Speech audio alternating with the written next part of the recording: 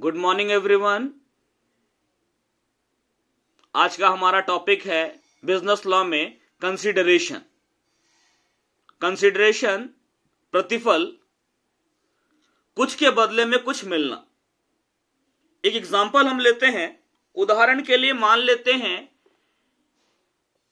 ए और बी, या मान लिया अमर और बिमल दो पक्षकार हैं, दो पार्टी हैं। अमर का एक मकान है। अमर उस मकान को बेचना चाहता है। अमर बिमल के सामने यह प्रस्ताव रखता है कि क्या वह उसका मकान 10 लाख रुपए में खरीदेगा। बिमल अमर के प्रस्ताव को सुनकर हामी भर देता है कि हां, मैं 10 लाख रुपए में तुम्हारा मकान खरीदूंगा।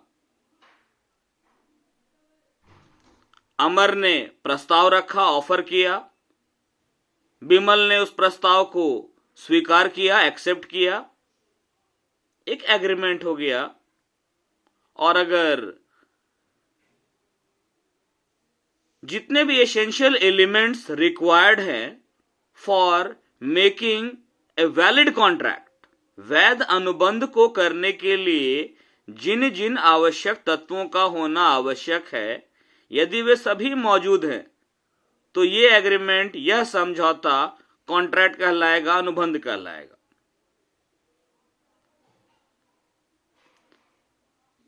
धारा 10 जो है, सेक्शन 10, उसमें बतलाया गया है व्हाट एग्रीमेंट्स आर कॉन्ट्रैक्ट्स।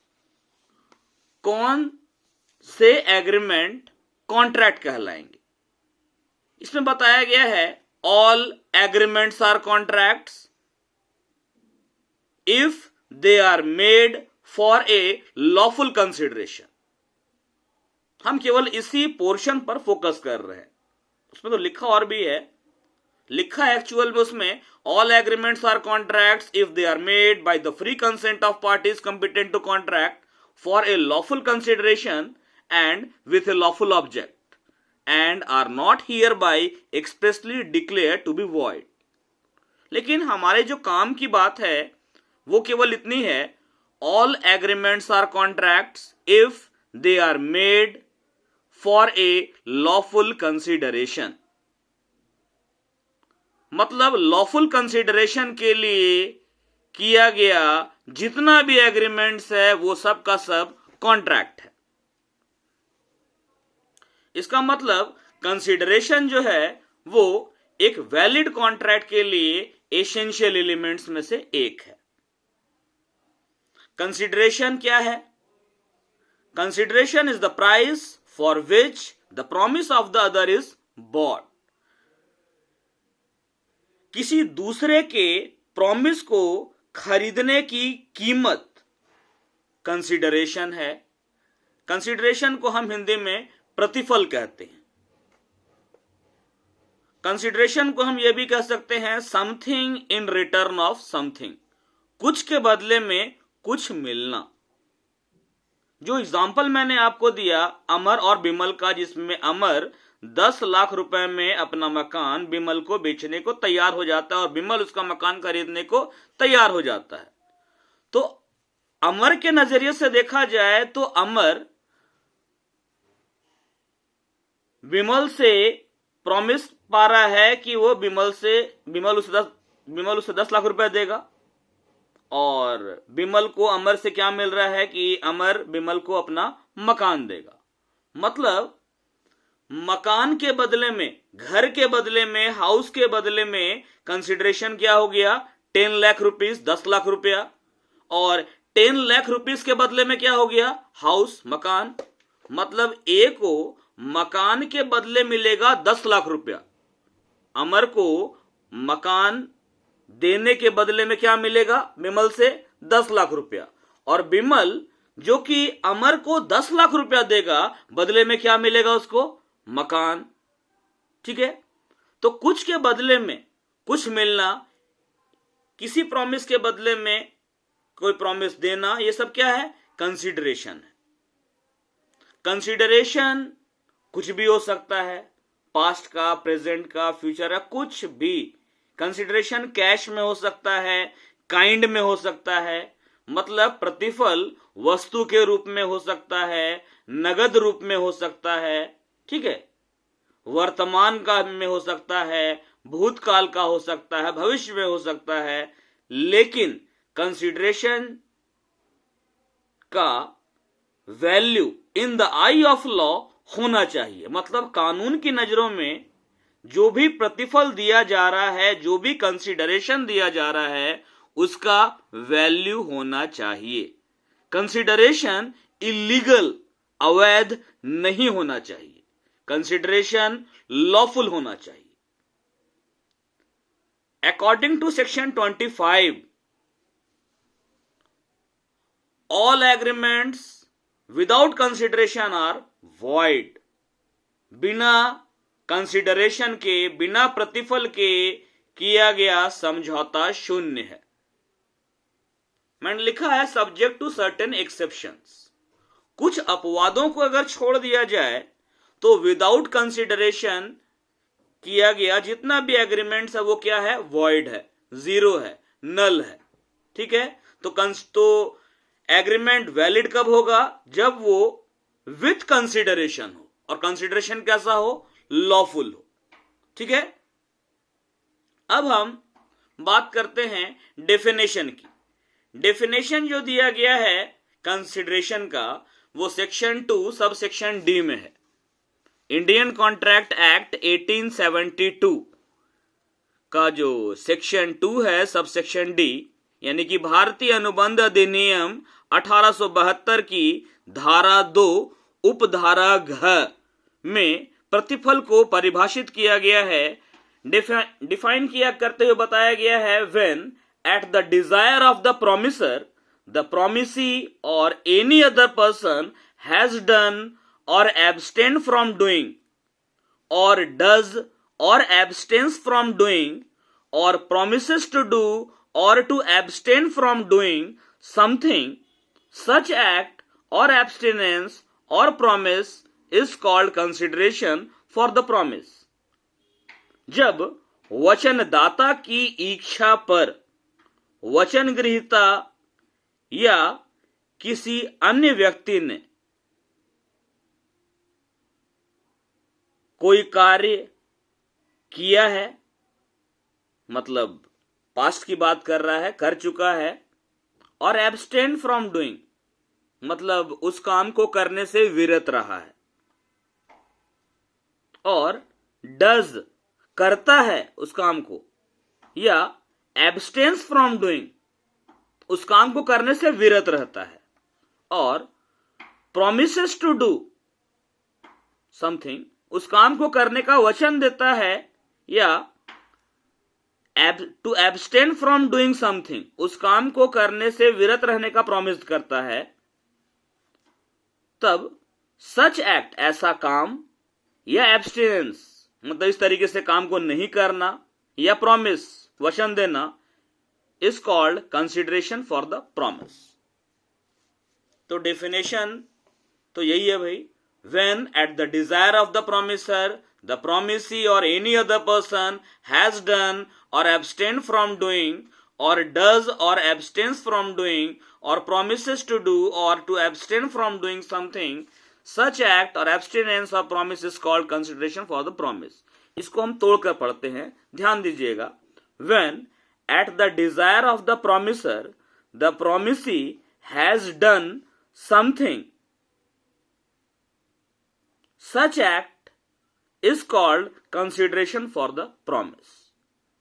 फिर से पढ़ते हैं, when at the desire of the promiser the promisee has abstained from doing something, such abstinence is called consideration for the promise. फिर से देखते हैं, when at the desire of the promiser the promisee promises to do something, such promise is called consideration for the promise. फिर से देखते हैं, when at the desire of the promiser any other person has done something, such act is called consideration for the promise. When at the desire of the promiser any other person has abstained from doing something, such abstinence is called consideration for the promise. When at the desire of the promiser any other person promises to abstain from doing, such promise is called consideration for the promise. मतलब इसमें इन दोनों को लेकर दो definition बना. इनको लेकर has done और एब्सटेन फ्रॉम डूइंग को लेकर एक एक बनेगा. डज और एब्सटेन्स फ्रॉम डूइंग को लेकर एक बन जाएगा. प्रोमिसेस टू डू और एब्सटेन्स फ्रॉम डूइंग को लेकर एक बनेगा. मतलब 1 2 1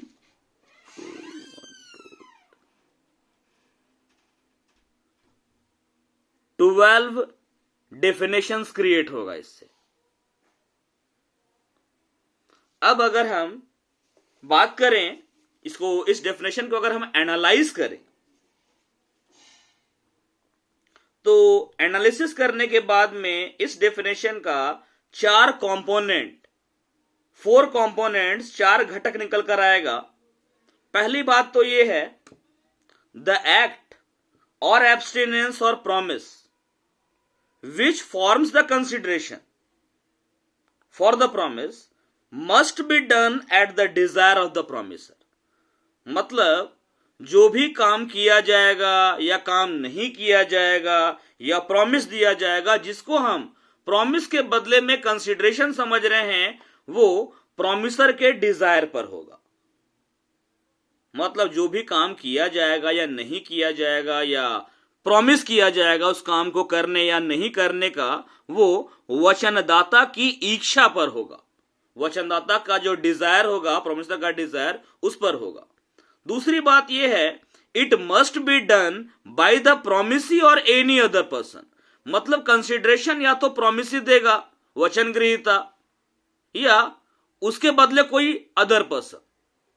फॉर एग्जाम्पल मान लेते हैं आप मार्केटिंग करने गए, आप किसी शॉप में खाने के लिए, मतलब कि मान लेते हैं कि आप कैंटीन में कुछ खाने के लिए गए, आप खाए, कुछ सामान खरीदे कैंटीन से, पेमेंट या तो आप दीजिए अपने पॉकेट से या आपके बिहाफ पर आपका कोई फ्रेंड पेमेंट करे. कैंटीन वाले को मतलब पेमेंट मिलने से है. तीसरी बात, it may have been already executed or is in the process of being done or may be still executory. हो सकता है कि जो मतलब कि जिस एक्ट, एब्स्टिनेंस और प्रॉमिस की हम बात कर रहे हैं, वो ऑलरेडी एग्जीक्यूट किया जा चुका हो या एग्जीक्यूट किए जाने के प्रोसेस में हो. मतलब या तो पास्ट का हो या फ्यूचर का हो सकता है. और चौथी बात, it must be something to which the law attaches a value. मतलब कंसिडरेशन जो भी हो उसका value in the eye of law होना चाहिए. कुछ इलस्ट्रेशंस मैं बताता हूं आपको. एक तो एग्जांपल मैंने लिया अमर और बिमल वाला. एक और एग्जांपल लेते हैं. ए और बी दो पार्टी है.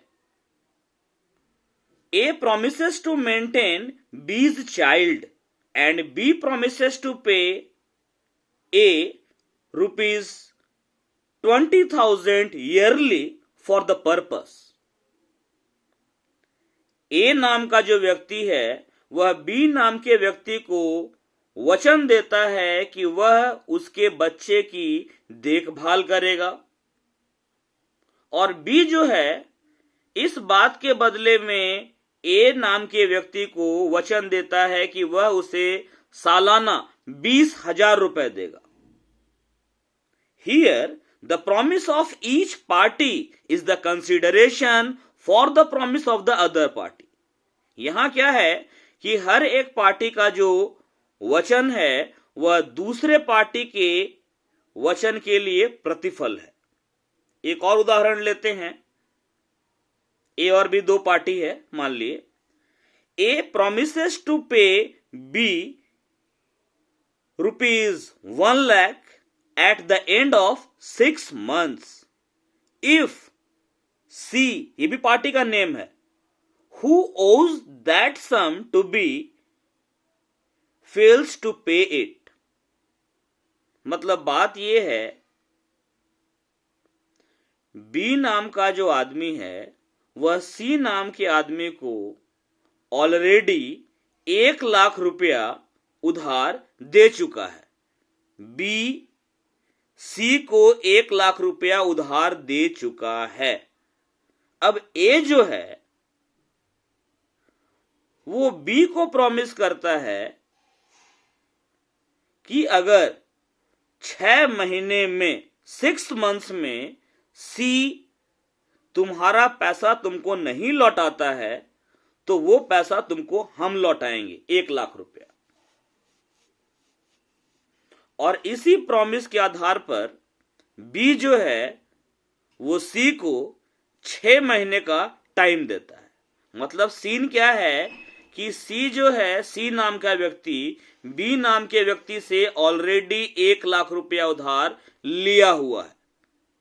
बी अपना पैसा सी से वापस मांग रहा है। अब सी के पास पैसा अभी नहीं है, ठीक है। अब ए जो है वो बी को प्रॉमिस करता है कि तुम 6 महीना रुको, अगर 6 महीना में भी तुमको सी पैसा नहीं देगा तो तुमको पैसा हम देंगे, ठीक है। अब ए के ऐसा प्रॉमिस करने पर कि अगर 6 महीना में सी पैसा नहीं देगा तो ए पैसा दे देगा, इस बात को सुनकर बी जो है वो सी को 6 महीने का टाइम दे देता है। यहां पर इस एग्जाम्पल में हर एक पार्टी का जो प्रॉमिस है वो दूसरे पार्टी के लिए क्या है, कंसिडरेशन है। मतलब ए जो प्रॉमिस किया कि 6 महीना में अगर सी पैसा नहीं देगा तो हम देंगे, इसी बात को सुनकर ना बी सी को 6 महीना टाइम दिया, नहीं तो टाइम क्यों देता। एक और एग्जांपल लीजिए। ए और बी दो पार्टी है, ए क्रेडिटर है और बी डेटर है। यानी कि ए जो है वो बी को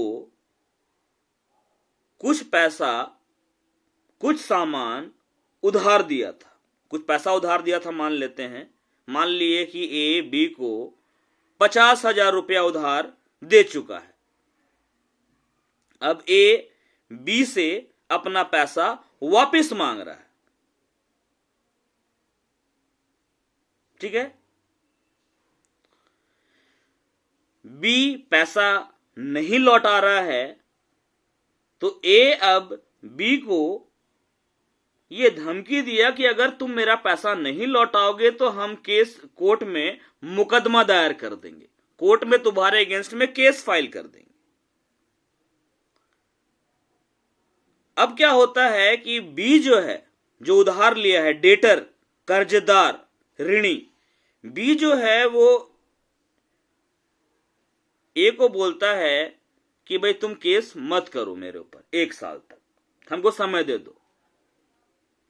ए बोलता है कि हाँ हम तुमको 1 साल का टाइम देंगे, लेकिन हमको तुम 5,000 रुपया एक्स्ट्रा देगा। मतलब 1 लाख तो तुम लिया ही है हमसे और 5,000 एक्स्ट्रा हमको दो, तब जाके तुमको हम 1 साल का टाइम देंगे। तो यहां पर मतलब कि ए और बी दोनों इस बात पर एग्री कर जाता है। तो यहां पर ए का जो एब्स्टिनेंस है, ए जो कोर्ट में जो केस फाइल नहीं कर रहा है 1 साल तक, ठीक है, ये कंसिडरेशन है बी के लिए। किस बात का कि बी उसको 5,000 रुपया एक्स्ट्रा देगा। फिर से बता दे रहा हूं example. A promises his debtor B not to file a suit against him for 1 year on B's agreeing to pay him rupees 5,000 more. The abstinence of A is the consideration for B's promise to pay. एक और example ले लीजिए. A promises to type the manuscript of B's book. In return, B promises to teach A's son for a month. The promise to each party is the consideration for the promise of the other party. A और B दो party है. B नाम का एक आदमी है, B नाम का जो व्यक्ति है वो एक बुक लिखा है, हैंड रिटन बुक है. लेकिन हम लोग जो बुक्स पढ़ते हैं वो तो प्रिंटेड ना होती है, ठीक है, टाइप की हुई रहती है. तो बी एक बुक लिखा, वो हैंड रिटन थी. तो ए प्रॉमिस किया बी को कि हम तुम्हारी हैंड रिटन बुक को टाइप कर देंगे, और बदले में बी प्रॉमिस किया ए को कि हम तुम्हारे बेटे को 1 महीना पढ़ा देंगे. किस बात के बदले में? कि तुम टाइप कर दो और हम तुम्हारे बेटे को पढ़ा देंगे हम. तो यहां दोनों पार्टी का जो प्रॉमिस है वो क्या है? एक दूसरे के लिए कंसीडरेशन है. क्लियर है? डेफिनेशन, मीनिंग, मतलब जो हम एग्रीमेंट करते हैं ना, तो दो पार्टी होता है, दोनों पार्टीज जो एक दूसरे को बदले में प्रॉमिस देता है या जो चीज देता है वो क्या हो गया? कंसीडरेशन हो गया, प्रतिफल जो कि बदले में दिया जाए. ठीक है. एसेंशियल एलिमेंट्स जो हैं वैलिड कंसीडरेशन के, वो हम नेक्स्ट क्लास में देखेंगे. Thank you. ठीक है. और आपको जो भी डाउट रहे, जो मैंने बताया, जो भी डाउट रहे, ये आप मेरे व्हाट्सएप नंबर में मैसेज कर सकते हैं, मैं आपको बता दूंगा. ठीक है. मेरा नंबर है 8092250980. Thank you.